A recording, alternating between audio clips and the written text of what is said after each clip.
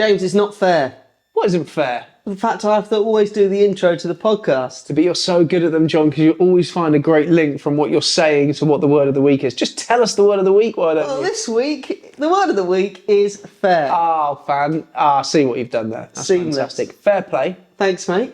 And that is what we want the children to demonstrate within our sessions this week. We want them to demonstrate fair play. So what does that mean for them within their sessions?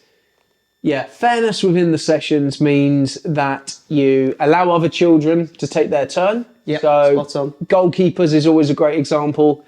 If we, within our small-sided games at the Football Fund development sessions that take place in the evenings, we have quite often, unless there's a child that wants to be in goal for the duration, we rotate the goalkeepers. Yep. Somebody might go there, I want to go in goal.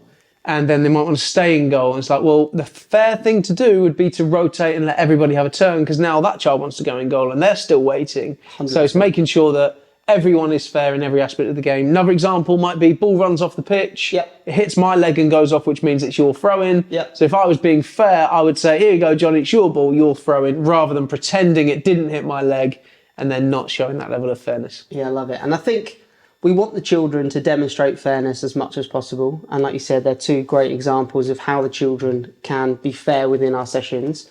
Unfortunately, life isn't always fair. And a good example of that within your sessions that you might experience to the children that are watching is that sometimes the teams might be unfair and you might have one really strong team and one team that's struggling a little bit and maybe aren't as experienced as the other players. What should children do in that instance?